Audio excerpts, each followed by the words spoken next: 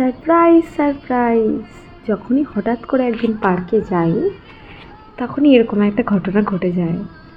আজকে হঠাৎ করে আমি ভাবলাম বিকেলে যাই একটু ঘুরে আসি, ব্যাস দেখছি প্রোগ্রাম চলছে আর এখানে আমরা শাকচুন্নির মতো চলে এসেছি। আমি তো একদম জানা তা করে গেছিলাম। সব এখানে কত লোকের আজকে ভিড়।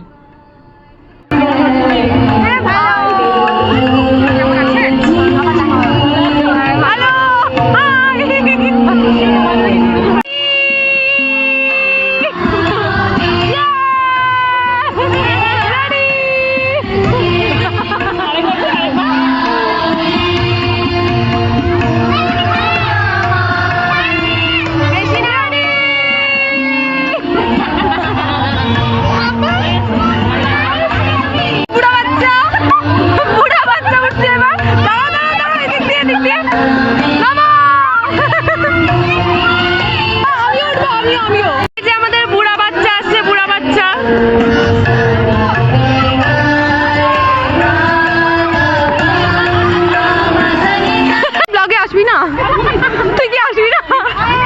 কাকে বলছিস? তুই কি আসবি না? ভাইরাল মহিলা আমাদের সামনে এখন। শোন, আমি বলছি দিদিকে দুটো ছবি তুলে আমরা চলে যাবো, পুজো আছে না? ও আচ্ছা আচ্ছা, একটা ছবি তুল, আমি বেরিয়ে যাবো। আমি ওকে আগে তুলে দিব না? ওকে তুই বাচ্চাটা ছোট, আপনারা কমেন্ট বক্সে জানান আমি কাকে আগে ফটো তুলে দেবো। বলতে চান কিছু কিছু? এখান থেকে একটু করছি, আমি খালি ঘুরবো। এই মহিলা হচ্ছে এখানে হচ্ছে গান দেখছি, কোনটাতে রিল বানাবে কিন্তু খুঁজে পাচ্ছে না, ওই জন্য একদম গাউন পরে চলে আসছে আজকে। বাও, শোন না, গাউনটা একদিন দিবি? হ্যাঁ, গাউনটা একদিন দিবি? দেখছিস কত ভালো মন। করবো তো, করবো তো। ভেজা বুনিয়াদপুর, এখনো ঝড় হয়নি কিন্তু হবে, কিন্তু ঝড় হলে আমি আগে উঠবো রে ভাই, বাড়ি চল।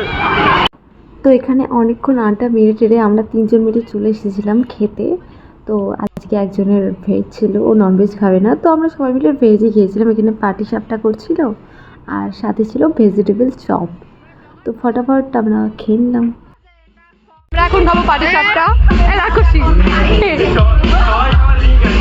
পাটিসাপটাটা ছিল নলেন গুড়ের আর এটা ছিল দেবস্মিতাদির দোকানের। এই দিদির দোকানে তোমরা যা যা জিনিস খাবে পুরো ভেজ, একদম পিওর, ছোঁয়া নাড়া কিচ্ছু নেই।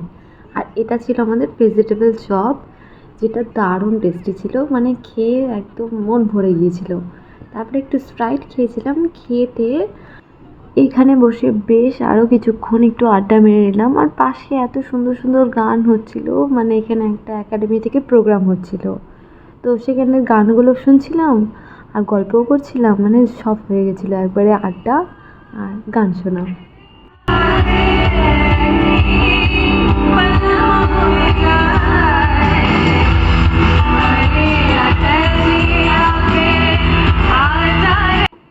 তারপরে কিছুক্ষণ গান শুনে বেরিয়ে পড়লাম পার্ক থেকে। সামনেই ছিল একটা বাদাম ভাজার দোকান, ওখান থেকে বাদাম কিনলাম। ক্যাশিয়ার বড়লোক মুথুট ফাইন্যান্সের